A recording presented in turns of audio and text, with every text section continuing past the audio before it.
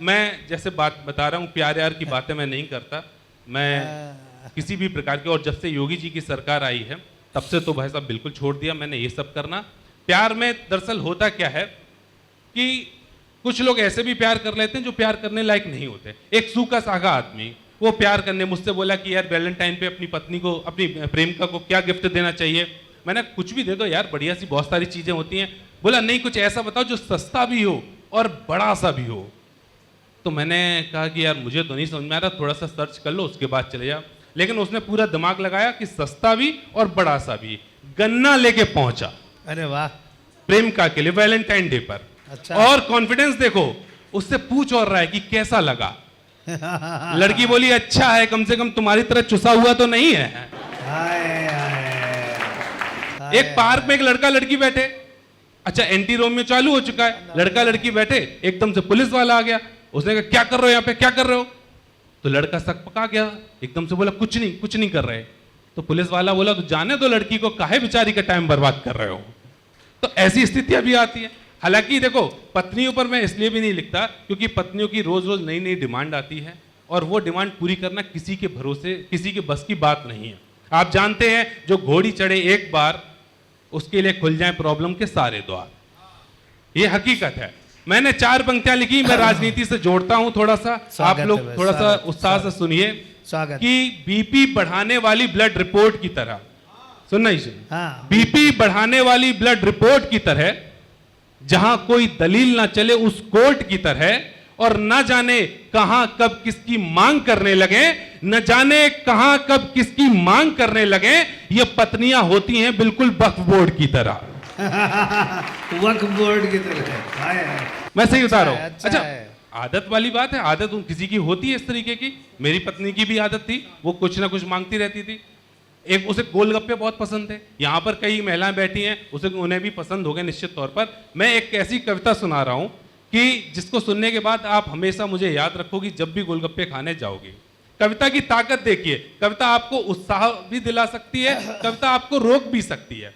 एक विशेष इस अलग से रस की कविता आपको सुनाता हूं, सुनिए। अच्छा, वाह वाह वाह हाँ, वाह। गोलगप्पे खाने से मैंने पत्नी को कैसे रोका, मैंने एक कविता लिखी, सुनिए। 4 लड़कियां गोलगप्पे के ठेले पर पहुंची, बोली भैया गोलगप्पे खिलाइए। ठेले वाला बोला ठीक है मैडम इस साइड आइए। एक बोली वाह पानी कितना स्वादिष्ट, गजब का तीखा। तभी खिलाते खिलाते अचानक ठेले वाला दर्द से चीखा, तुरंत उसने चमचा उठाया, पानी चलाने लगा। लड़कियों को लगा कि पानी को और तीखा बनाने लगा। तो एक बोली भैया चमचा ज्यादा मत चलाइए, वो अक्सर मसाला मिलाते रहते चमचा चला के। एक बोली वाह पानी कितना स्वादिष्ट, गजब का तीखा। तभी खिलाते खिलाते अचानक ठेले वाला दर्द से चीखा, तुरंत उसने चमचा उठाया, पानी चलाने लगा। लड़कियों को लगा कि पानी को और तीखा बनाने लगा। तो एक बोली भैया चमचा ज्यादा मत चलाइए, पानी वैसे ही बहुत तीखा, इसे और तीखा ना बनाइए। तो गुस्से में बोली मैडम आप लोग तो मजे ले रही हो बड़े चाव से, अरे आपको कहां मतलब किसी गरीब के घाव से। तब उसने बार बार चमचा चलाने का राज खोला, अपनी कटी हुई उंगली दिखाते हुए बोला मैडम मैं ही जानता हूं इस दर्द को कैसे संभालने की कोशिश कर रहा हूं। दरअसल इस घाव की पट्टी गिर गई, पानी में दर्द चमचे से निकालने की कोशिश कर रहा हूं। देखो रही बात, देखो आदत वाली बात है, जो मैंने आदत किसी की भी पड़ सकती है। आजकल लोगों की मोबाइल की आदत पड़ी हुई है। मैंने एक बच्चे ने मुझसे कहा कि भाई साहब कोई ऐसी कविता बताइए, कोई ऐसा सॉल्यूशन बताइए। माँ बाप मतलब पापा मम्मी दोनों लोग हमेशा मोबाइल के लिए डांटते रहते हैं कि दिन भर मोबाइल चलाते रहते हो। मैंने एक छंद लिखा, आप सबके सामने उपाय रखता हूं। जो भी बच्चे बैठे हैं, अगर माता पिता डांटते हो, मोबाइल चलाने से रोकते हो, तो एक उपाय आपको बता रहा हूं, सुनिए। हाँ। कि मेरे पापा दिन भर डांटते ही रहते थे कि साहबजादे पूरा दिन फोन में खपाते हैं, और हम तो बटन वाले फोन को भी दिन भर कभी कभी 2-2 दिन हाथ ना लगाते हैं। तो मैंने किया काम ऐसा कि अब शांत रहते हैं, पापा अब नहीं मुझ पर चिल्लाते हैं। मैंने किया काम ऐसा कि अब शांत रहते हैं, पापा अब नहीं मुझ पर चिल्लाते हैं। एक एंड्रॉइड लाके पापा को भी दे दिया है, वो भी अब दिन भर फोन ही चलाते हैं। बहुत अच्छा, ये सही बात है, सही बात है, सही बात है। आदत है, देखो आदत किसी को भी पड़ सकती है। एक मेरा दोस्त था, उसके भाई को बीड़ी की आदत पड़ गई। अब क्या है, उसका भाई इतनी बीड़ी पीता था कि उसके हाथ बांध के रखते थे वो लोग, ताकि बीड़ी ना पी सके। अच्छा। एक बार मुझे बस अड्डे पे मिला, मैंने कहा कहाँ जा रहे हो, कि इसे बाबा रामदेव के आश्रम में ले जा रहा हूँ, शायद योग से इसकी बीड़ी की आदत छूट जाए। मैंने कहा अच्छी बात है, लेके जाओ। लौट के आया, 2 हफ्ते बाद मुझे मिला। मैंने कहा तुम्हारे भाई की बीड़ी की आदत छूटी? बोले क्या बताएं, बाबा रामदेव ने तो मरवा दिया। मैंने कहा ऐसा कैसे हो सकता है? अगर योग से भाई कोई बीमारी ठीक ना हो तो साइड इफेक्ट तो नहीं होते? बोले क्या बताएं भाई साहब, योग से उसकी बीड़ी की आदत तो नहीं छूटी, लेकिन उसका शरीर इतना लचीला हो गया है कि हाथ बांधो तो पैर से बीड़ी पी लेता है। ये अपनी अपनी आदतों की बात है। हाँ। रही बात जो मैं राजनीति पर लिखता हूं, आप सभी जानते हैं, जैसे दादा ने भी पर्चा कराया, लपेटे में नेताजी एक शो आता है न्यूज़ 18 पर। दिनेश दादा भी हमारे साथ रहते हैं, मुझे उनका सानिध्य मिलता रहता है। और एक बड़ी बात ये भी कि उस टीम को पिछले कुछ महीनों से ईशान ने भी ज्वाइन कर रखा है। ईशान भी लपेटे में नेताजी के लगातार एपिसोड कर रहा है। एक बार ईशान के लिए जोरदार आप लोग तालियां बजाइए। मंच पर जिस तरीके से ये ओज जगाता है, ऐसे ही नेताओं को भी लपेट रहा है। ये इसकी प्रतिभा को दर्शाता है। लपेटे में अभी भाजपा के तो कुछ लोग हैं यहाँ पर, मैंने जैसा अभी सुना था। कांग्रेस का कोई है क्या? होगा अभी तो बोलेगा नहीं। नहीं, अब तो मुंह दिखाने लायक हो गए। नहीं, अब तो मुंह दिखाने लायक हो गए। चलिए भाई साहब है। चलिए अब आप लोग सुनते रहिए, मैं जैसे ऐसा बताता हूँ। सुनिए, राजनीति पे कुछ बात सुनिए। स्वागत है। दरअसल होता क्या है कि आम जनता की राजनीति में कोई खास वैल्यू नहीं है। हम लोग वोटर हैं, वोटर ही रहते हैं। वोटर की क्या औकात होती है, क्या हैसियत होती है, मैं आपको नेताओं के शब्दों में ही बता रहा हूं। जो भाजपा के नेता हैं वो समझते होंगे इस बात को, उन्हीं के शब्दों में बता रहा हूं। एक गांव में प्रधानी का चुनाव हुआ, मैं गया, जो हार गया मैं उसके पास गया। मैंने कहा भाई साहब बहुत बुरा लगा, आप हार गए। तो जिसके हाथ पैर जोड़ रहा था वो प्रधानी उम्मीदवार, जिसके हाथ पैर जोड़ रहा था, उनके लिए क्या बोलता है? मैंने कहा भाई साहब बहुत बुरा लगा, आप प्रधानी का चुनाव हार गए। बोला क्या बताएं त्रिपाठी जी, इन हरामखोरों ने हरवा दिया गांव वालों के लिए। तो मुझे बड़ा बुरा लगा कि यार बताओ, वोटरों को यार हरामखोर बोल रहे हैं।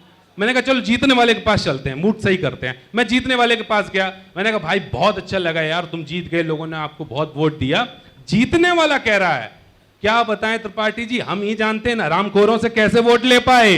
हाय हाय हाय हाय। ये अच्छा, हालांकि नेताओं से कुछ चीजें सीख सकते हो आप, जो उन्होंने प्रण किया होता है कि हम राजनीति में क्यों जाएंगे, कि हाँ सेवा करेंगे, ये करेंगे, वो करेंगे, वो लास्ट दम तक अपना वो प्रण निभाते हैं। क्या क्या करते हैं उसके लिए सुनिए, कि चाहे कितनी भी कठिन राह चलनी पड़े, चाहे कितनी भी कठिन राह चलनी पड़े, खुद की इमेज को भी करना छलनी पड़े, लेकिन ये नेता ही हैं जो जनता की सेवा करना नहीं छोड़ते।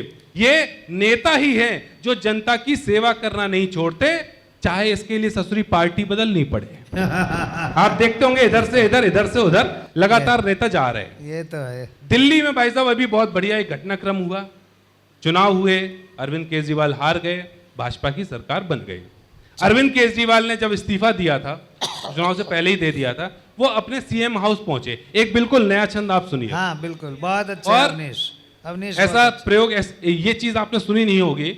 मैं दरअसल कोशिश ये करता हूं वो लिखूं जो आपको फेसबुक और यूट्यूब पे ना मिल रहा हो। स्वागत। सुनिए, सीएम हाउस छोड़ के जो पहुंचे पुराने घर, बोले अरविंद जी सफाई करवाएंगे। अन्ना जी की टोपी एक पुरानी मिली घर पे, तो बोले इसे अन्ना जी के घर भिजवाएंगे। आंदोलन के समय छूट गई होगी, उसके बाद ना अन्ना गए वहां पे, ना अरविंद जी गए, है ना? सुनिए, सीएम हाउस छोड़ के जो पहुंचे पुराने घर, बोले अरविंद की सफाई करवाएंगे। तो अन्ना जी की टोपी एक पुरानी मिली घर पे, बोले इसे अन्ना जी के घर भिजवाएंगे। तो फोन करके बोले एक टोपी अन्ना जी मिली है, घर भी आके दे देंगे, पहनना जो चाहेंगे। अन्ना जी का जवाब सुनना, फोन कर बोले एक टोपी अन्ना जी मिली है, घर भी आके दे देंगे, पहनना जो चाहेंगे। तो अन्ना बोले एक टोपी पहले ही पहना चुके हो, अब तुम्हारी टोपी हम झेल नहीं पाएंगे। ये अच्छा है भाई, भाई अवनीश, वाह वाह वाह, बहुत बहुत धन्यवाद, वाह वाह वाह वाह वाह।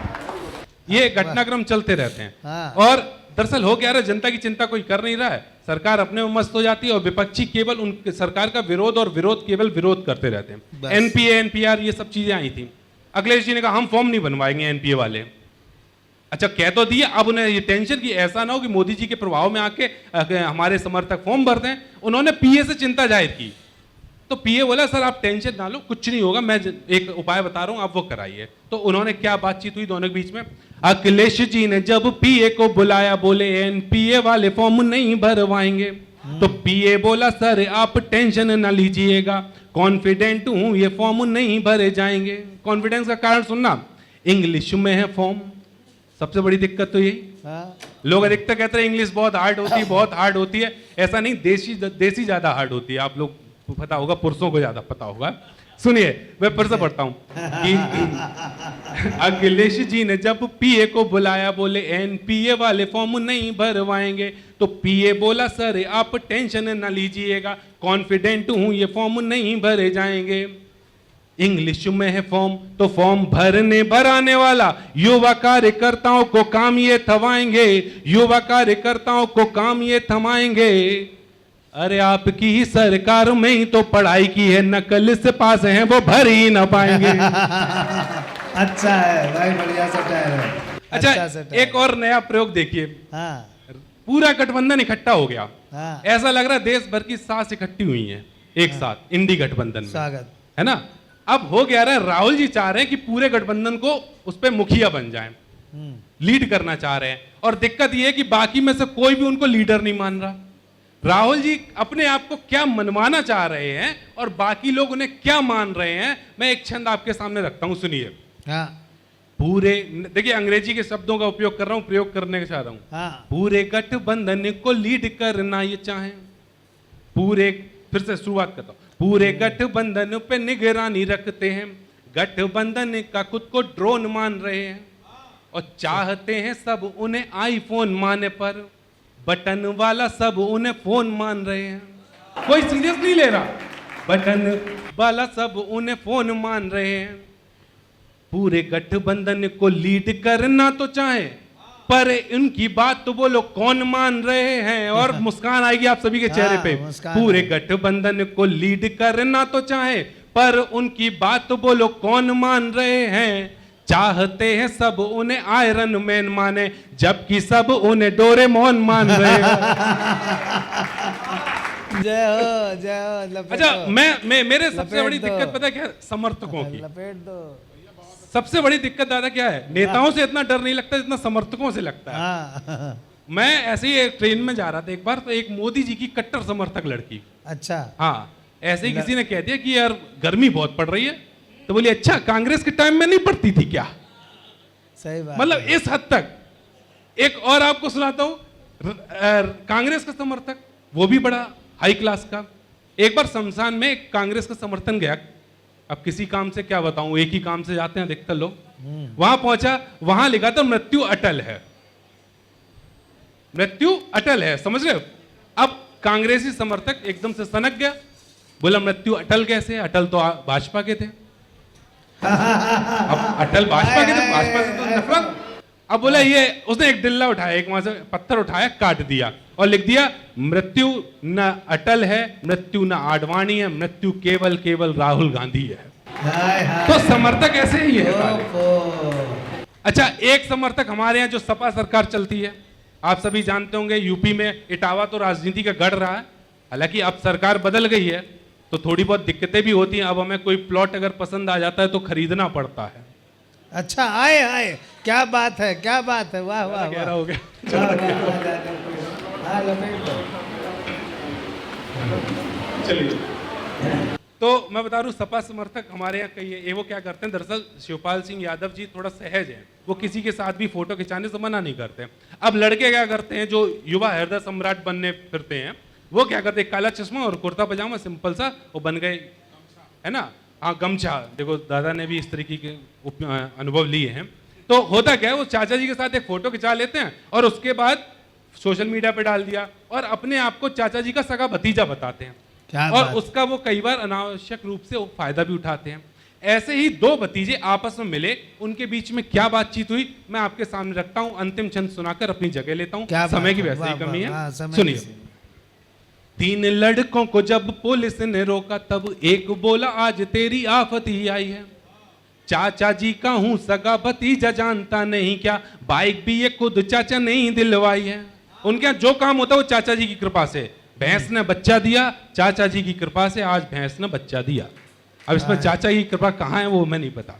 सुनिए, पहला भतीजा, तीन लड़कों को जब पुलिस ने रोका तब आज एक बोला आज तेरी आफत ही आई है।